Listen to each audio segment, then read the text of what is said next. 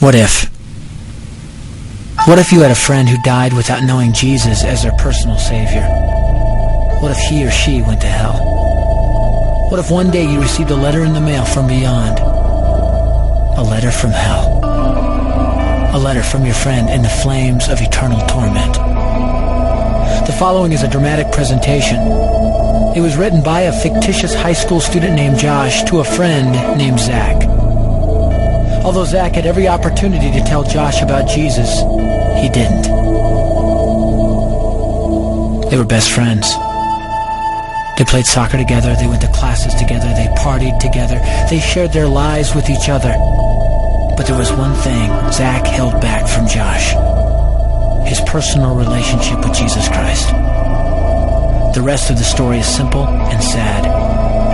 A few too many beers, a tragic drive home, a crash, a death, a funeral, a letter. Here is that letter in its entirety. A letter from hell.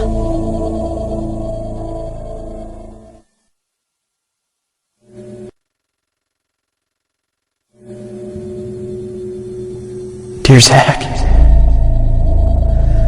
I died today.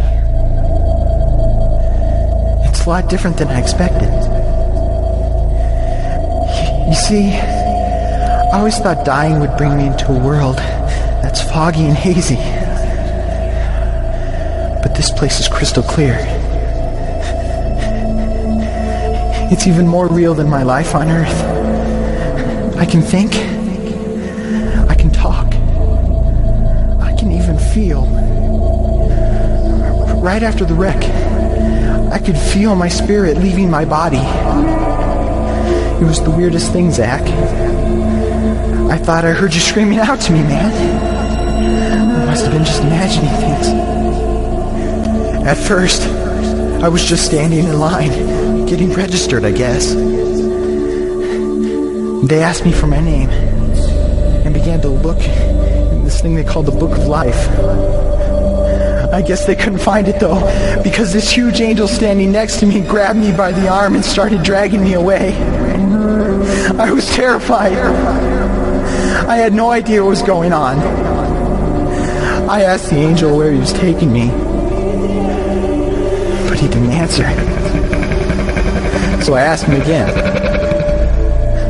Finally, he told me that only those whose names were written in the Book of Life could enter into heaven.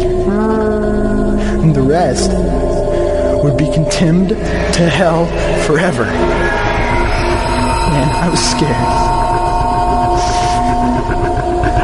The angel threw me into some kind of holding cell where I've been sitting and thinking for a long, long time. Do you want to know what I've been thinking about? I've been thinking about you. Zach, you're a Christian. You told me so yourself. I mean, we talked about it 3 different times today. Kelly brought it up, and you laughed it off. Coach Adams brought it up, and you changed the subject. I mean, it came up right before the wreck. Well, the question I can't get out of my mind is this, Zach. Why haven't you ever told me about how to become a Christian?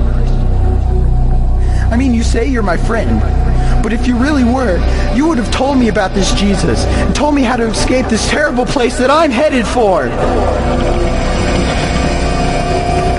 I can feel my heart pounding in my chest. The angels who have been chosen to cast me into hell are coming down the hallway. I can hear their footsteps. I've heard of this hell, Zach. They call it the lake of fire. I can't stand it, Zach. I'm terrified. No, the angels are at the door. Oh, no. No!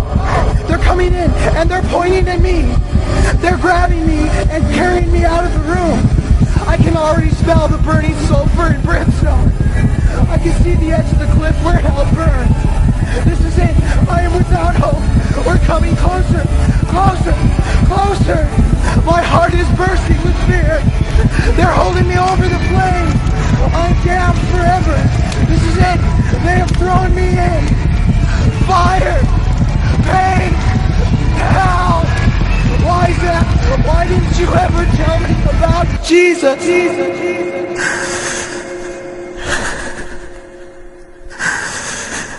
Signed, your friend, Josh. Your friend, Josh. P.S. Welcome. Wish you were here. Wish you were here.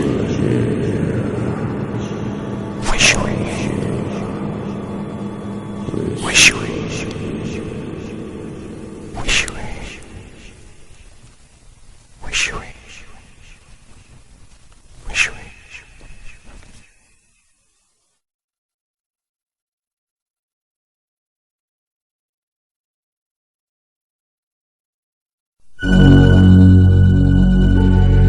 Don't bother me. Don't bother me with souls to save. I have my own agenda. There's school to do, sports to play, important stuff to attend to. Don't bother me with my friend at work. He's got his own religion. I don't have time to change his mind. He'll make his own decision. Don't bother me with that little girl, the girl playing in the street. She's much too young to understand that the Savior she can meet.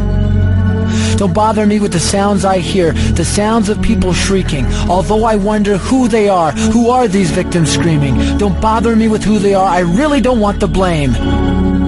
Because it's my friend at work and that little girl who from hell scream out my name. But don't bother me.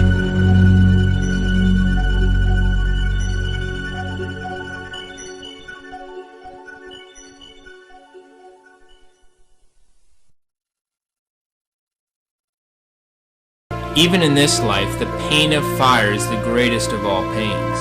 But the difference between our fire and that of hell is such that, according to St. Vincent Ferrer, our fire is cold. Our fire is created for our use, but the fire of hell is created by God expressly to torment.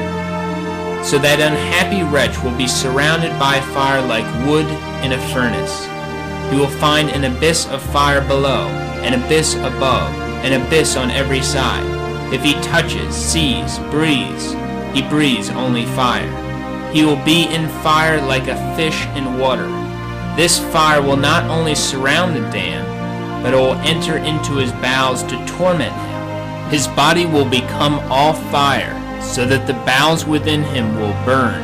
His heart will burn in his bosom, his brains in his head, his blood in his veins, even the marrow in his bones.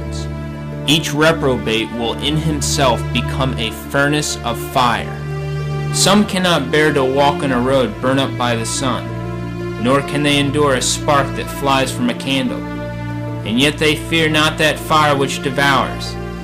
The fire of hell devours the damned. It devours without ever destroying them. In hell there is no hope, neither true nor false. The unhappy wretch will always have written before his